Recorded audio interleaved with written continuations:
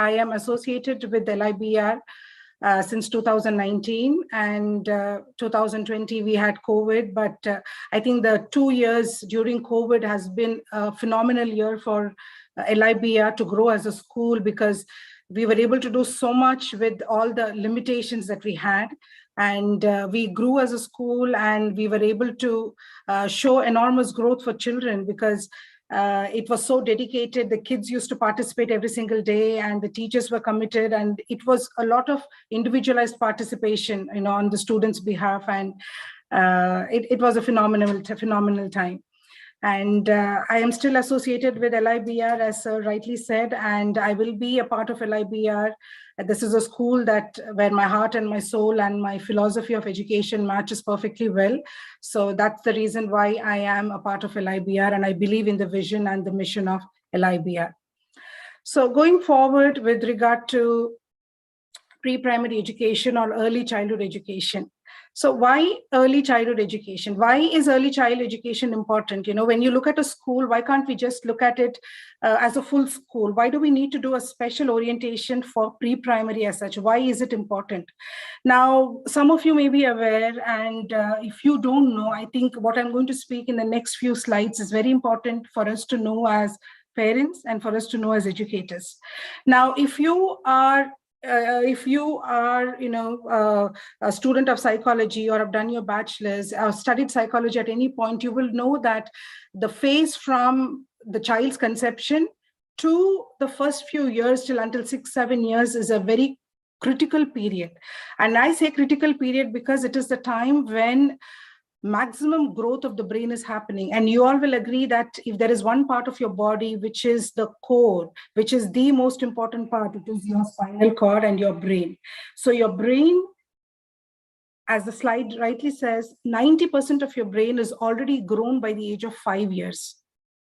Okay, that is a very powerful thing that's happening in human body. 90% of your brain develops by the age of 5 years.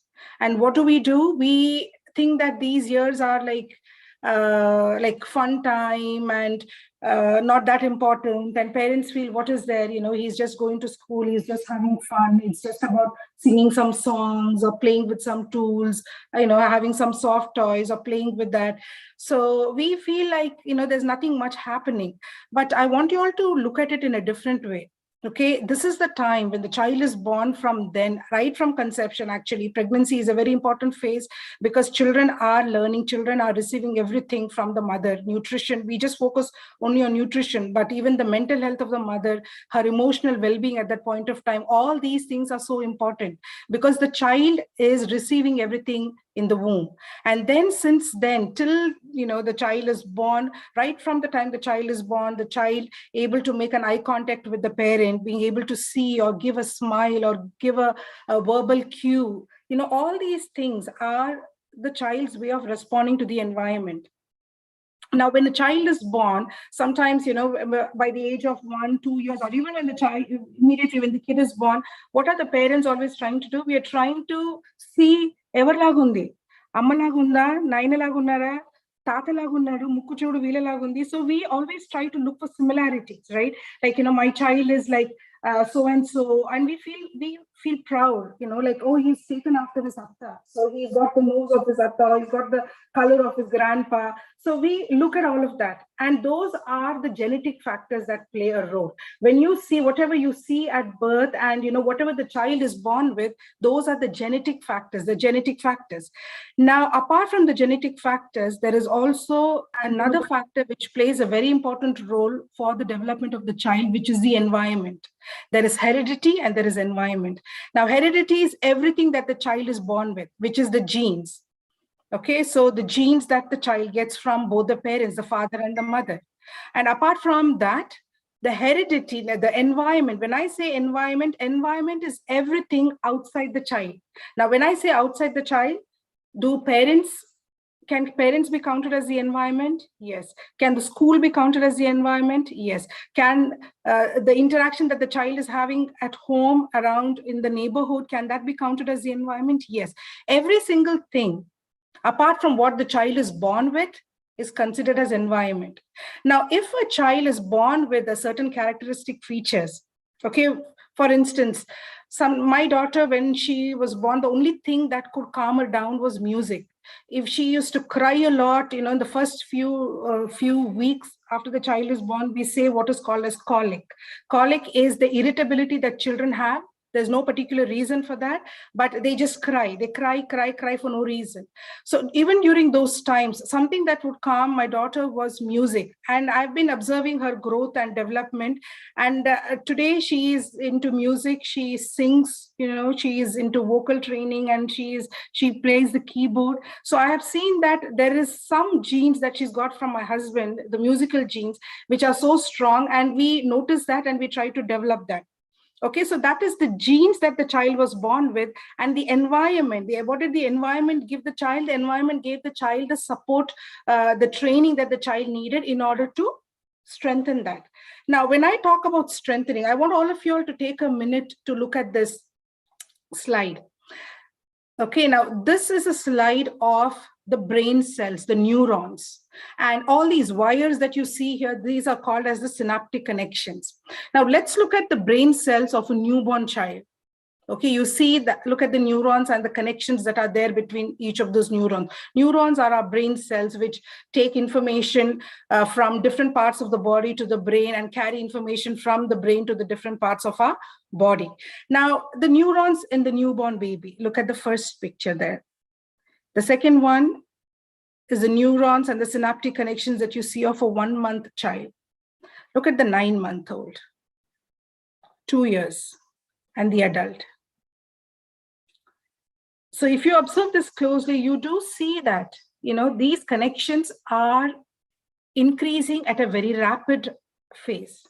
And when you look at the adult and the 2-year-old, now from 2 years till age 5, age 6, these connections are building so strongly, like they're making such rapid connections, one neuron to the other. The synaptic connections are increasing so much. And by the time, if you compare the adult neurons, so research says that when a child is 2-3 years old, the synaptic connections are almost double of what should be of an adult. Now, what does that mean for us? How do we understand that? Now, when I say synaptic connection, it means your brain cells, okay, they are making rapid connections. Now, different cells in your brain do different functions. There are brain cells which do function of vision. There are brain cells that do the function of mobility, your motor movements, your movements of your fingers or the movements of your large muscles. There are cells which are connected with your hearing, with your sensibility. Now, when a person is attacked with paralysis, let's say, the cells in the adult's brain, which are connected with mobility or motor development, get affected. So when those brain cells get damaged, the parts of your body which are connected with those brain cells affect negatively. Okay, so in a 2, 3, 4-year-old child, these synaptic connections, if you look at the number of those connections, they are double of what it will be when a child becomes an adult.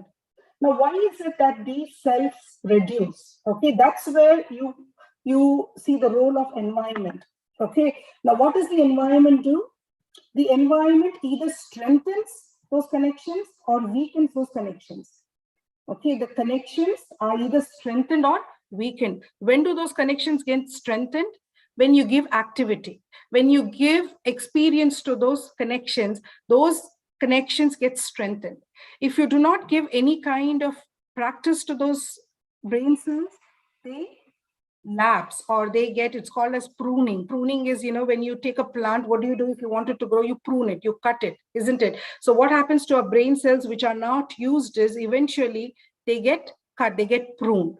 Now, that is the reason why we say that, the time from birth to 7 years old are so important, because the brain cells are increasing rapidly. 1, 2, if you don't give experience to the child for all the domains of development, which are these that I will dive into a little bit in detail, if you don't give the child exposure and experience, then those cells will slowly fade away. They get pruned. Okay, so sometimes you notice children when they are 5 years old, they talk a lot. Okay, some children speak a lot, but as they keep growing, you may see he's not talking, or a child might have been very active or shown interest in a physical sport, and then as they keep growing, they don't. What happens is, when you give practice to those genetic features that the child is born with the help of heredity, with the help of environmental support, then those cells get strengthened.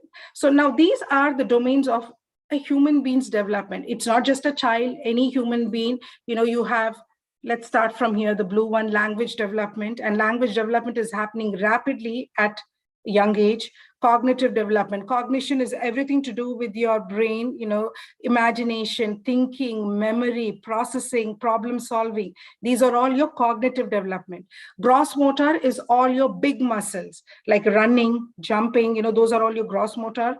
Then you have fine motor, which is related to your fine skills. We'll go more in detail with all of that. Then you have self-help and adaptive skills, being able to do your jobs by yourself, able to take a glass of water and drink.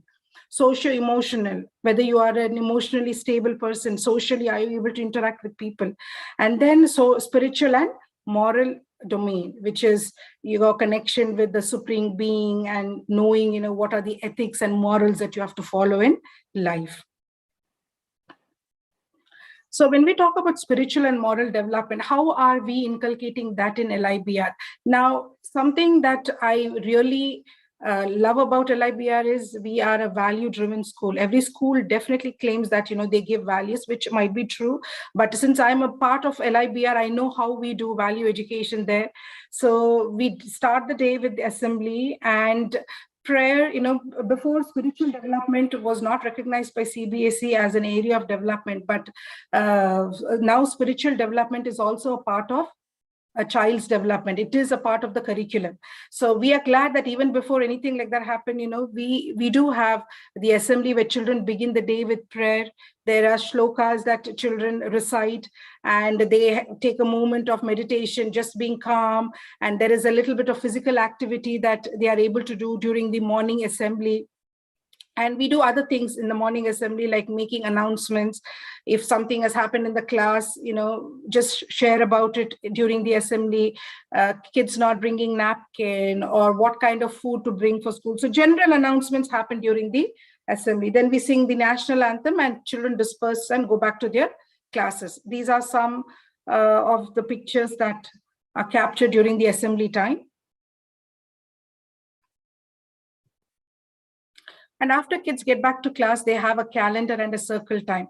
Now, a circle time is important. When the word circle, we know it's round. So we try as much as possible to bring all kids together so that we can begin the day as a small family. In the assembly, it's a huge family of, let's say, 200 kids, 150 kids that gather. But in the class, when they have a calendar time, a circle time, all kids gather together and they just begin the day as one family. So they talk a little about what day is it. Today is Monday. So if today is Monday, what was yesterday? What will tomorrow be? Okay, what month is it? Which year are we in? This is a new academic year. It's a new calendar year. How is the weather today? Is it raining? What kind of clothes do we wear when it is hot? What do we use? Okay, and then we have a little circle time where children talk about, where the teacher will put up a question about any topic for that matter. It could be cleanliness, it could be social skills. So they just have a little interaction before the academic classes begin. Another very important thing that happens during the circle time, the morning time, is phonetic drill. Now, I will speak a little more about the phonetic drills when we do language development. Now, let's talk about motor skill development. Motor is, your muscles or things that function with the help of your bone movement. Now, bones can be big.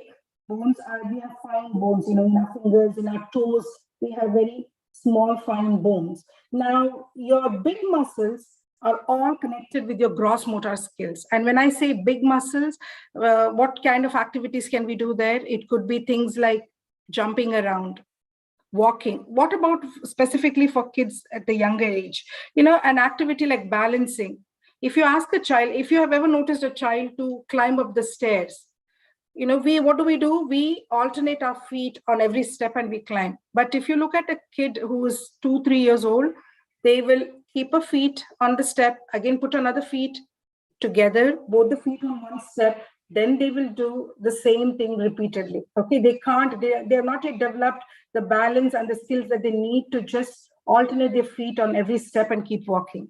Okay, so those are skills that develop at that age. And then fine motor skills, as I said, are related to your fine muscles. Now, when we talk about fine motor skills, mainly we speak about eye-hand coordination. Now, for example, let's take a needle and thread. Okay, a lot of us struggle with making sure, like, the needle is in the eye of the thread is in the eye of the needle. It's a skill that children have to learn. Now, what skill is involved there? The fingers and the eyes. Sometimes when you're trying to thread, what happens? There is a little movement, you're not able to focus. That's important. That's a skill for life. Okay. Now, what about scissoring? Sometimes when you ask somebody to cut, they say, no, I'm not good with scissors. They will begin at one place, they'll go at another place. If you ask them to cut or you ask them to draw a line, they're not able to draw a straight line, not with the scale. So what are these things? These are associated with your eye-hand coordination. Those are your fine motor skills. Okay. Now, that's a very important skill. When in our pre-primary classes, children do activities like beading. Beading is, when you have, I hope I have a picture here. So this picture here, beading, you have big, like objects that different shapes or even beads for that matter of different sizes that children are able to look at and they're able to thread those beads. Is that important? Yes. Why are these skills important? We will understand that more. Things like cutting, scissoring, squishing, tearing with fingers, okay, pasting, anything which gives them a sensory experience for their fingers, it's really very important. And these are all what are called as pre-writing activities. The fine motor skills are basically activities which help children to develop the grip that they need in order to hold a writing tool in the proper manner so their handwriting is fine. Okay, now sometimes you may think, what are they doing? Like if you come to a classroom and children are all threading beads, do you find a value in that? Yes, there is a value in that. It's not that they're just like taking something and threading it. They're doing much more than that. Their eye-hand skills are developing. They are preparing their fingers for writing. Now, gross motor, is that important? Yes, because they are growing. They need to develop all those large muscles. And when we talk about kids running, kids walking in a straight line, you draw a straight line and ask kids to walk on that, they are learning to balance their body. Okay, some kids cannot. Now, and this is a very important phase for us to identify a lot of developmental delays in their body. There are milestones. When I say milestones for children, when you look at a child at 1 month, the child is able to see and give you a social smile, able to give you a smile. For 3 months, the child is able to do queuing. Okay, and let's say at 4 months or 6 months, the child is able to turn. At 9 months, the child is able to stand. At around 1 year, the child is able to walk. So you see, these are all like milestones, right? And if something does not happen at the right time, then it is called as a developmental delay. If a child is not able to speak at 1 year or at 9 months, then you know that there is something wrong. Parents become concerned. He's not speaking, he's not responding. When you speak and the child is not responding, there is a problem. Now, these developmental delays could be a very good indicator to know is the child having any difficulties. So these skills are important because here you will be able to know, is the child having any problem with walking? Is the child having any problem with balancing? Now, these are not just related to body. These are also related to the brain development. Okay, so it's important to notice the child's movements. How is the child walking? Is the child able to balance? If you ask the child to take a ball and throw it in the basket, to aim the basket, Is the child able to focus there? Is he able to balance? Is he able to maintain that coordination? Okay, so we really need to be observant, because after 10 years, around when the child is 9-10 years, then the parents say, he is not writing, or he's not able to see, or he is not able to hold a pencil properly. So these things are to be identified, need to be observed in the early years, because fixing a problem at a young age is very easy than when the child is already like 9-10 years old. Then you need to go for therapies and get all those fixed. Now, in LIBR, we follow what is called the Early Mover Sports Program, where there is a proper curriculum for physical education. And all the skills that I mentioned, some of the skills that I mentioned, you're like standing, walking, running, crawling, jumping. These are some of the activities, not swimming, I'm sorry. Swimming is not there, but swimming is a part of gross motor development, but we do not provide that at LIBR at this point of time. So these are some activities that children are developing during the early years, okay? There are different tools that they use.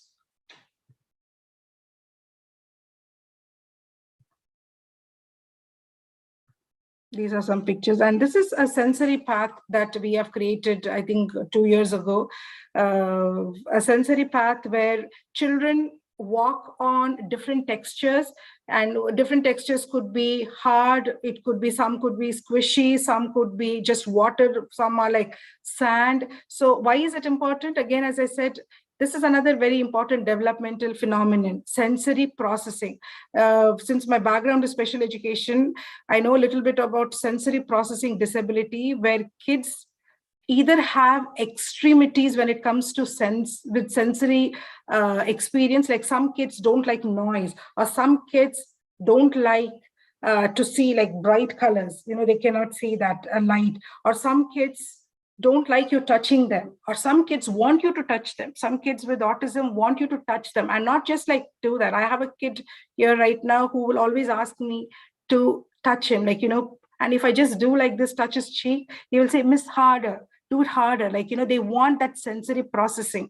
They want that, the need is there. Just like how you have a need for hunger, when you're thirsty, you have to drink water. They have a need in their body, which tells them like, I need a sensory input right now. Okay, so it's important that children receive all this. If we neglect these things, and why are these issues coming? A lot of things have changed in our society now.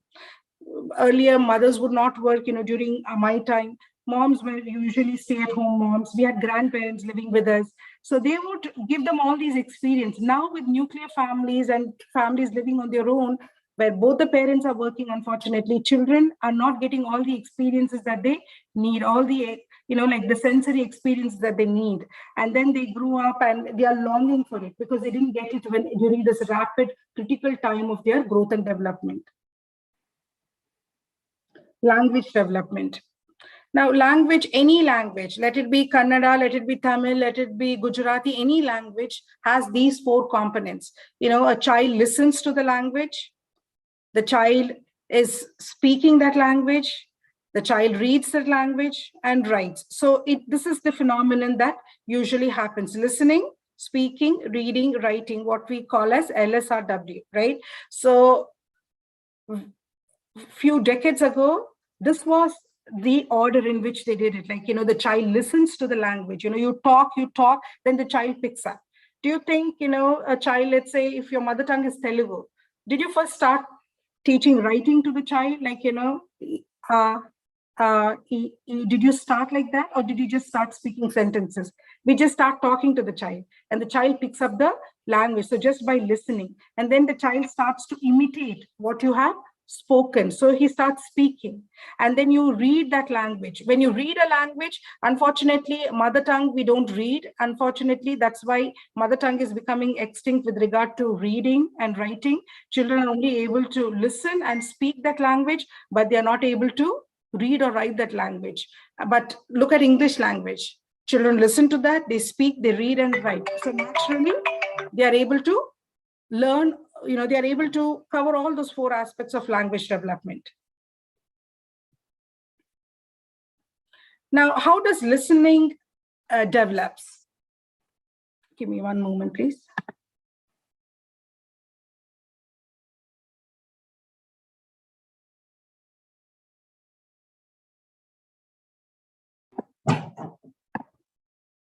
Yes. So listening, how are we strengthening the listening of children?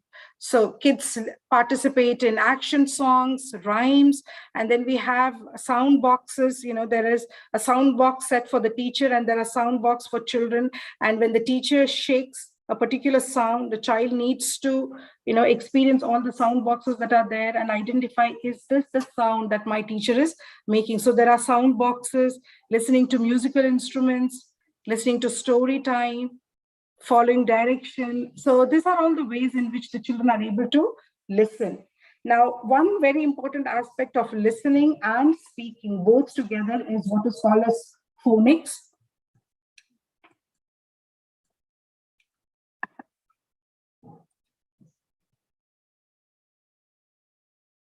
Yeah, so here are some pictures of kids listening to the teachers.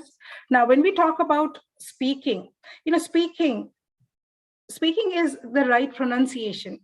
The person who is listening to you should be able to understand what you are speaking. So it's important that kids get the right pronunciation and get enough practice to speak. And a lot of skills are involved in speaking. The most important thing that we teach kids during this age is the right pronunciation with the help of phonetics. Now, phonetics is, when we learned ABCs, we learned it as A, B, C, D, E, F. But now we are teaching phonetics. We are going by sounds like A, B, V. So we teach sounds. And the reason why we shifted, our school system, why it shifted in the West, that's how they did it. But in India, we just went the rote way. And if you notice in the last 3-4 decades, the changes that have happened in Indian education, especially with primary education and pre-primary early childhood education, is just phenomenal. So we know that, when you teach the sounds to kids and every single word is made out of sounds. So if you strengthen their understanding of sounds, they will be able to decode any word. Okay.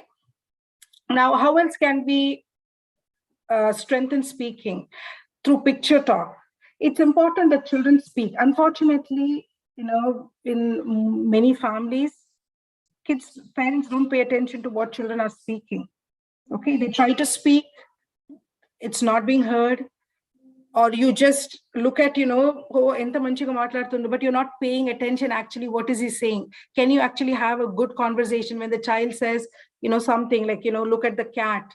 Okay, can you talk more about the cat and build a conversation and help the child to speak more instead of just listening and shunning the child? Because when children come and talk to us, I'm sure we are all busy. We are either in the kitchen or the father is doing some work. We are on the phone, So when we're doing all that, when kids come and talk to us, if you are not able to have a talk with your child, listen to them. Something that I really feel that, in our Indian system is neglected is paying attention to children when they speak. We don't really listen to them. You hear, you're hearing, there is a difference between hearing and listening. You hear the sounds. Okay. And you have not really paid attention to what they are saying. Have a conversation. Why is it that autism is so rampant now? Like, you see out of every 6 or 7 children that are tested, one child turns out to be autistic. When we say autism is everything to do with social communication, social skills. Children don't know how to speak. Children don't know what is the appropriate conversation to have. Why? Because we have not spent time. If we gave all those experiences to children at a young age, then children would have received that, they would have developed in that area, in their social communication. Because they're not getting it, it's becoming an issue. Okay, so for autism, especially when kids come and they are tested for autism, we try and understand what is their background. Are the parents working? Who else lives with the child? Did the child get all the necessary experiences for social communication, for social interaction? Okay, so that's important. So speaking, when kids speak, please listen to them. Okay, and it's important we also talk. In some home environments, fathers don't speak. Mothers are busy in the kitchen. How are children supposed to learn? Where is their vocabulary going to come? Okay, how somebody needs to model children how to speak. He does not know how to speak.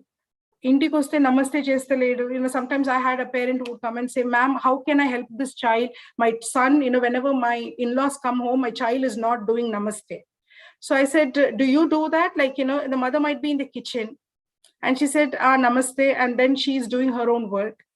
Okay, but did the child get the model? When somebody comes home, is the father or the mother doing that so that the child can see and learn it? Okay, so modeling is very important. Can Shiva or somebody take care of the scribbling, please? Okay, so reciting rhymes. Singing is the only way by which children are able to learn a lot of things around their world, in their environment. Okay, so does anybody, if I ask one of you all, adults seated here, do you remember Chubby Cheeks, or do you remember Twinkle Twinkle? I'm sure we all remember because we learned it as a song, as a rhyme. So rhymes and singing are very important in a early childhood education. Then kids get exposure to do show and tell, where they bring an object from home. It could be a fruit, it could be their toy, it could be a leaf, a plant, anything that they want to come and talk about, show and tell. Then use of grade level vocabulary. Now, it's important that children are able to use vocabulary. So sometimes they may not understand. When I was a pre-primary teacher, I wanted children to pick up rich vocabulary. So when kids do something, I would say fantastic. And I had a kid by name Sean, and he picked up the word fantastic. And for anything, any child does something, he would say fantastic, he wouldn't even know how to pronounce it, but he was trying to imitate that. So when we give children that, that vocabulary experience, the child knows the situation in which you used it. When you're angry, you use a particular word, get away. They may not know the meaning of get away, but they know the emotion associated to that, and they will use it in the particular situation. And when you say, wow, that's fabulous, they know that it is an expression that you have used when he did something good. So they pick up that language. So we as teachers and we as parents, we should use the language that we want children to pick up. I'm telling you 200% with the 23 years of teaching experience that I have, I know from what background a child is coming just by listening to the speech of the child. Okay, some kids speak, miru, they say miru, and their language is like really very mediocre. So the background of the child is very evident in the way that the child speaks, the words that the child uses, the choice of words that the child uses, it's very evident there. So if you want kids to pick up good vocabulary, then we need to model that, okay? Speaking with confidence. This is so important. Many candidates, they get rejected because they are not able to speak with confidence. And how do we build confidence? You look at the child, okay? The child has to maintain eye contact with you. And when the child maintains eye contact, it's one way that you have started building confidence in children. Sometimes children are looking down. One of the very evident features of autism, again, is they don't maintain eye contact. Okay, so they don't have confidence. That's a different situation altogether. But when we talk about, is somebody able to control this issue of kids scribbling on the screen, please? And parents, keep a watch on what children are doing with the devices that are given. Kindly do not disrupt the session. Maria ma'am, if you can, yeah.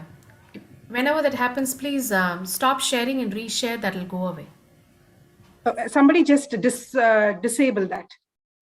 Thank you. Yes, we'll do that. Okay, thank you. So when I'm talking about speaking with confidence, when you talk to your child or when your child is talking to you, please stop. And your level, many a times, we are standing, there's like this huge 5.5 feet person talking to the child, and the child is down. You're trying to look down, the child is looking at you like this. When you talk to your child, just get down at the child's level or just look at him. Sometimes we are in middle of our work and we don't even look at the child. Teachers, when we speak, that's the reason why the furniture in the classroom and for the teacher also, we maintain it low so that they are all speaking at the right level. Children and teachers are at the right level. Parents also, when you talk to your child, wherever possible. Whenever, I'm not saying it's not practically possible, you're cooking and then you sit down and you look at your child. I know it's not possible, but wherever you can, please try to maintain, the level between you and your child, the physical level that is there, the proximity and the distance that is there. Try to maintain it less, okay? And speak. Look at the child. And when you're talking to your child, if your child is looking somewhere and speaking, ask the child to look at you. Okay, look here. That's a very, very important skill. Many times adults don't have that. When you're talking to them, they're looking somewhere else. Okay, they don't maintain that contact. And this is like the first thing that we need to teach children, because from here starts them building confidence. When you're not looking at a person, you're either scared, you're either intimidated, you don't feel good about yourself, you don't have a good self-esteem. And that's why you're trying to look away and looking around. Some people don't face you. They don't look at you when you're talking. So those are lacks, like the gaps that are there in their social and emotional development. So please make sure that you look at children when you talk. Speaking fluently, and that again comes with vocabulary and practice. What about reading? Okay, picture reading.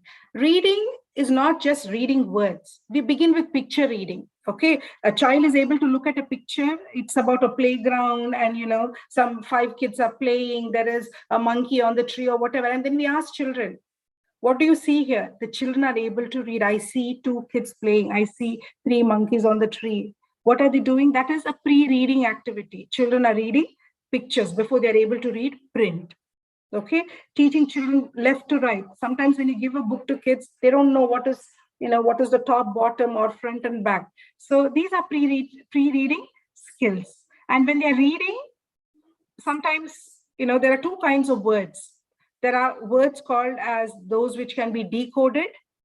And there are some words which are called as sight words, which cannot be decoded. Now, when I say decoded, that means when you look at a word, let's say bat, bat, bat, individual sounds and you're able to read.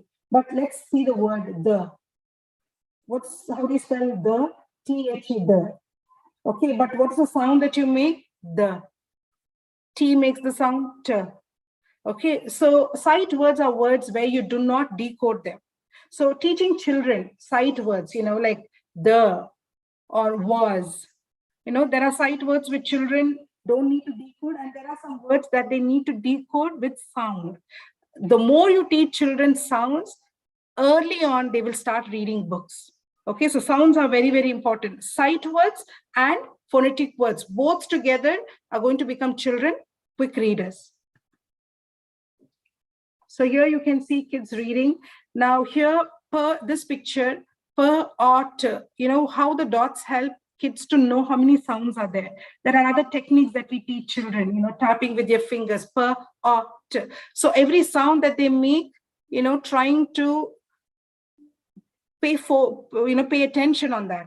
Sometimes last, for example, they say lat, last. So when you teach children, for every letter there is a sound, and when they are able to make some kind of a physical movement, either pounding with their hand or just tapping with your fingers, okay, or making some kind of a body movement, there is a connection with your body. What you learn with your body, your mind is able to remember better. So learning phonetic words, learning sight words by just looking at it, over and over again. Words are displayed on the screen on soft boards for children to see and read.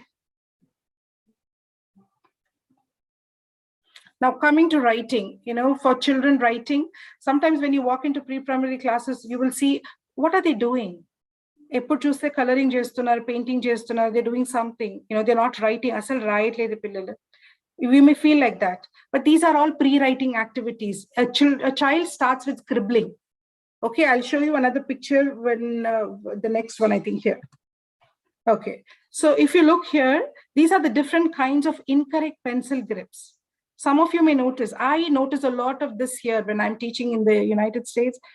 People have different kinds of improper pencil grip. They're holding like this, just look at the picture there. There are different kinds of improper way of holding a pencil.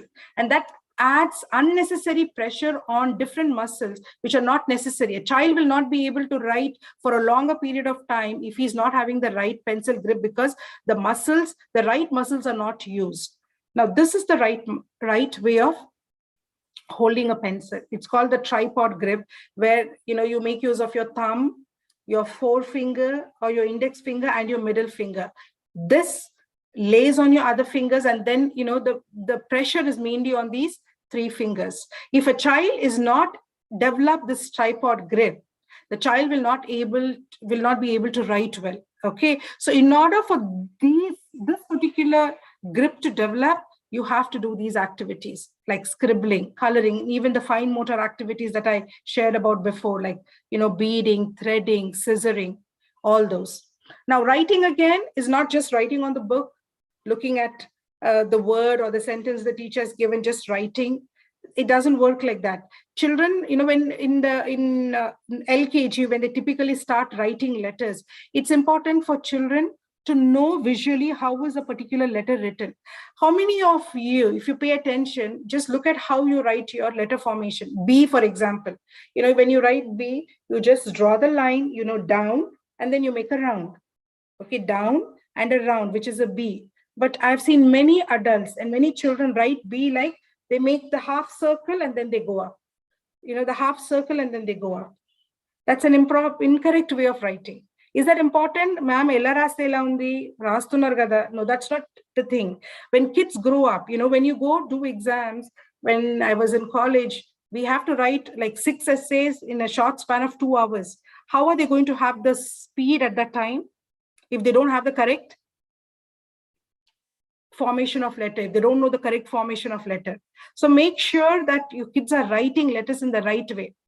Okay, so first we teach them air writing, with their big muscle, because remember, as I told you, when you use your body to learn, you remember it better. So with their right hand, let's say A, for example, right hand up, and then they do down, down, across, like an A. So the image is created in the child, like he is able to know exactly how it is done. And when you write on your palm of your hand or the back of your hand, just having a sensory experience, sand letters, okay, tracing on the sand letters, tracing on flour, wheat flour or anything of that sort on sand helps them, correct formation of letters. So please, sometimes I've seen parents hold children's hand and they write. Okay, in the beginning, it's okay, but don't make it a habit. Okay, if the child is not able to have an orientation of the line, it's okay. But parents holding their hand and writing, it doesn't matter. The child is not going to learn.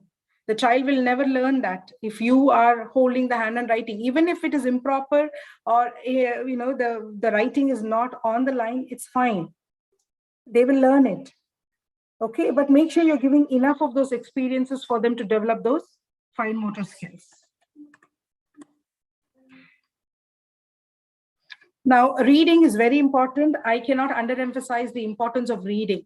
Please, all parents, fathers, when you come back from home, or mothers, when your work is done, whether you're doing anything or not with your child, dedicate for pre-primary children, I would say 7 to 10 minutes. Please read a book.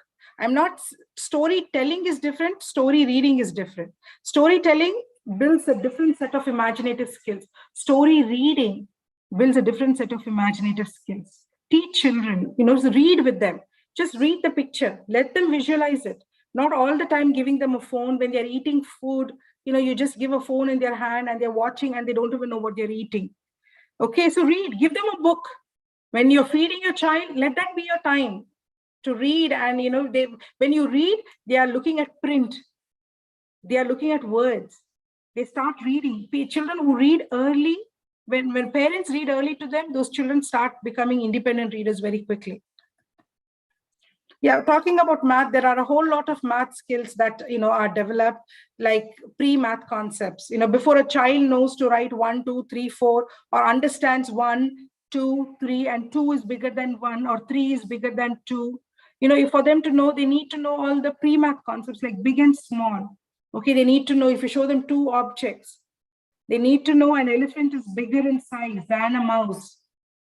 Okay, Only then they are able to understand that 20, when you compare 20 and 100, they know 100 is bigger than 10. So pre-math concepts are important. And apart from that, there are other concepts like visualizing, data handling, comparison, which are a part of math concepts. And math we can do at any time, does not have to be you're sitting with the math book and the child is writing something. You can do that in the kitchen, when you go to the vegetable market, when you come back, you can ask children to sort out your vegetables. You put the bag of empty your entire bag of vegetables and ask the children, can you do sorting? Beautifully they will get all your your brinjal separate, they'll get all your beans separate, your potatoes separate. That's a beautiful sorting activity. Then tell them, kindly count how many potatoes are there. Okay, so in wherever way possible, try to give them an experience with numbers. Okay, when you go to the supermarket, when you are looking at the prices, oh, what is the price of that? How much is this? Okay, this biscuit is 6 rupees, that is 10. Okay, which one is more, which one is less? So have conversations. Don't simply just make it like an experience. You are busy going, picking up things you need. So make it a learning experience for children wherever possible. And I am a mother myself, I'm a working mother myself. So I know it's not always easy to say what I am, to do what I'm telling you. But what I'm saying is, if you consciously make an effort, wherever possible, when time permits, when your health permits, have these learning moments with children. So here are kids, trying to match the picture, the word, a number name with the numeral, counting, seriation, which is, arranging in a particular order, small to big, big to small, big and small. Okay, world around me, which is, exposing children to what's happening in the world, starting from themselves, myself, my body, my family, and then going to community. Okay, people who help us, or the plants that we see around, or the animals. So these are things which children need to learn experientially. And I've always believed that when you're teaching vegetables, just don't look at a chart which has vegetables. I'm saying, let's just spend 50 rupees, get few vegetables and put it on the table, allow children to touch them, feel that, like squish a tomato, just smell it, taste it, all of that, the texture and the smell and the taste. As much as possible, we need to give experiential learning for children. Now, Maria Montessori, some of you are aware of, Maria Montessori is the person who, now we have Montessori School of Education. She's the founder of Maria Montessori School of Education. Their number one philosophy is multisensory experience. Now, multisensory experience is involving as many senses as possible. Your children are able to see it, they're able to smell it, if possible, have a taste, get a textural feeling. As if they are able to do all that, the way that our brain works is, when you use one sense, your brain records it one time. When you use two senses, your brain records it two times. So the more you involve your senses, the more number of recordings that your brain is able to have of that particular learning. And the learning will be strengthened. It will be made stronger. Otherwise, children will learn in grade 1, they'll go to grade 2, they'll forget what they learned. They go to the next grade, then they forget what they learned. So experiential learning for parents, for teachers, and this is what we try to do here at LIBR, giving children an experiential learning. Here are kids, observing a caterpillar on the plant. Can you imagine how beautiful it would be for a kid to see what is a caterpillar? They see a butterfly, but do they see a caterpillar always? So just taking of, like capturing these moments when a learning, when a teacher might be teaching about my body, but the weather is beautiful, it's raining. It's so wonderful for children to come outside and the children are able to see the rain, hear the sound of the rain, touch the rainwater in their hand. Okay, so those kind of experiential learning is what we follow here at LIBR. Means of transport. Children actually went to different means of transport, like a bicycle or bus, exploring floating and sinking objects, actually doing that, what objects sink, what objects float. Socio-emotional, as I said, so important, just as academic Academics are important, which is your cognitive. Your socio-emotional will make you a person that is liked by others, that knows exactly how to interact when there is a group of people, who knows when to say a particular word, when to wait for your turn. So these are skills that are so important, and we take care of ensuring that these are taught to kids. Maintaining eye contact, following rules, waiting for your turn, being polite, knowing how to ask for something, being kind with each other, okay, expressing your feelings, taking care of belongings. These are some social developmental skills that are taught to kids.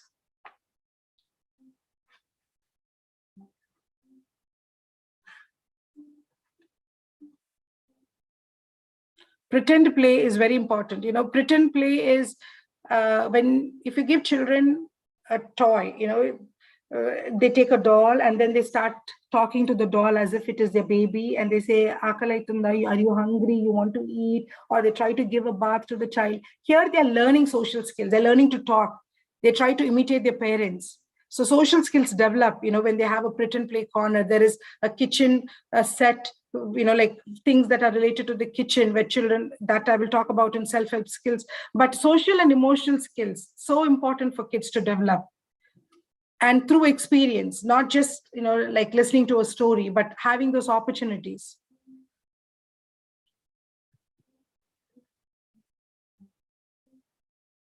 Feeling welcomed and loved. So you're beginning the day with, acknowledging the child. Sometimes children walk in and teachers don't notice. That's a very bad situation. But when you have a school culture where kids are welcomed, where they are received at the door, okay, children feel welcome. They want to be with the teacher. They love coming to school. Some of the self-help skills are, eating without spilling. It's important kids get their napkins every day, and at LIBR we follow. They spread their napkin. They have to have their eating tools. Sometimes, yes, in our culture we eat with our fingers, but children need to know the different kinds of tools, eating tools that are there, and how to use it. Wearing their own shoes, or how to brush, how to take care of the room, like dusting. Okay, now rolling the dough. Some of these are here. Tearing a piece of chapati, and then how to take a curry and eat it.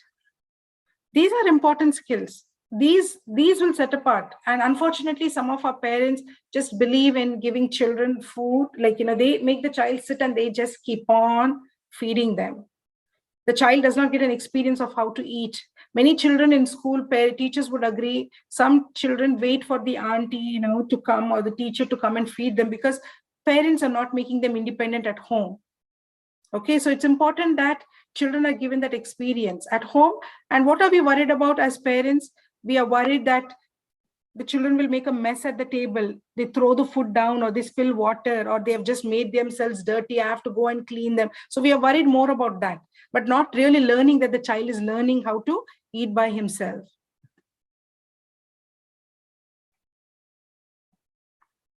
Learning benefits of washing hands. So apart from that, there are various other activities and special days that are conducted for pre-primary. So I'll just quickly go over some of these pictures with you. This is learning and experiencing different seasons. EduFest, where children were able to showcase some of their learnings, talk about it, show it to their parents.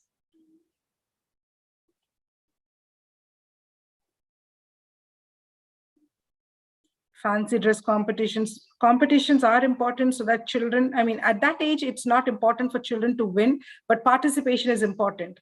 So I really appreciate all the parents who take an extra effort to help children participate. And please don't stress so much on children winning. As a parent, yes, we want our kid to get first prize. Okay, but what if they don't get? Not 30 children in the class or 20 children in the class can get first prize, right? So during this age, I think prizes are not important. At LIBR, we ensure that every single child is recognized in a manner that makes them feel like, they are valued and they have a skill and they are able to showcase their best. So it's important for kids to feel that, to feel to be to feel that they are being welcomed, to feel that they are being valued.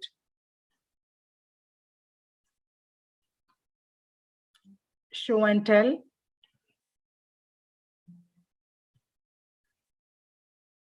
So some other events, like where we involve parents. It's beautiful for children to see that their family members are coming to school.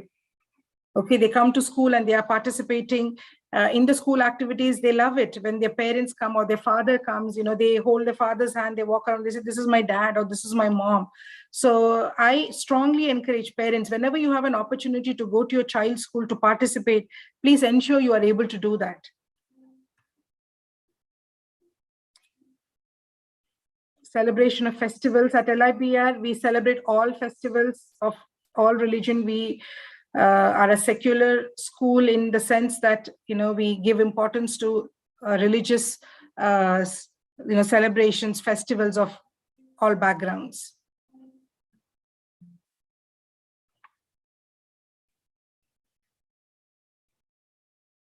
So children, if you notice here, children are actually participating. It's not that a few kids are there on the stage and doing a performance.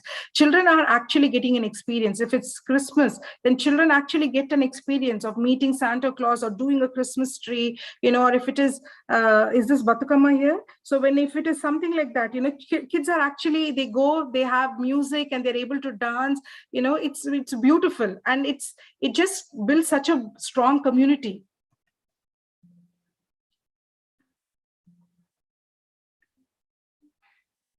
Color days, where kids explore various colors.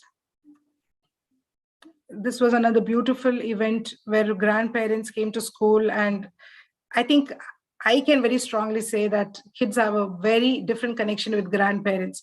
Somebody said that discipline your children like you are their parent, but love your children as you are their grandparents. So parents can be like very, very strict and we overcorrect. But grandparents, all of us have a good connection, a different connection with our grandparents.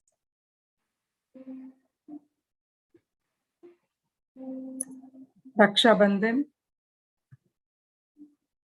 Visiting supermarkets, I'm sure it's not easy for teachers to, organize an event like this, just to take one child to go to the supermarket. I know what a struggle it is to just stop them from touching different things, just making sure their safety is there, but just taking and, making sure kids experience when they go there, they're able to see what they have learned in school. I think that's a beautiful connection with what they're learning and what is actually the world.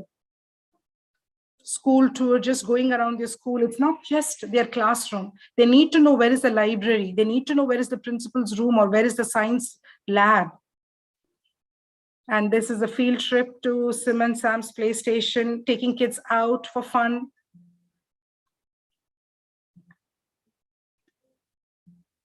So I want to leave you all with this thought, just for you all to take over what Maria Montessori said. The most important period of life is not the age of university studies, but the first one. That is the period from birth to age of 6 years, 7 years, if like from up to grade 2 age. That is the most important time for a child's development. So I want all of us to remember that, especially because this is pre-primary orientation.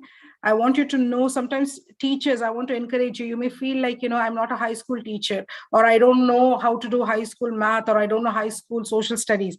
I think what you're doing is the most important thing. You are teaching children things that they're learning for the first time in their life. So they will never, ever forget you. What you teach them, they're never, ever going to forget it, because it's going to become a part of who they are. And parents, if you're thinking like, if they become big very soon, it'll be easy. I'm just tired of feeding, or I'm just tired of taking care. Moms who do most of the work. So just be encouraged. This is the most important time. You just set up the entire thing for them during this time, and they are well taken care of when they go to their the later years in their life.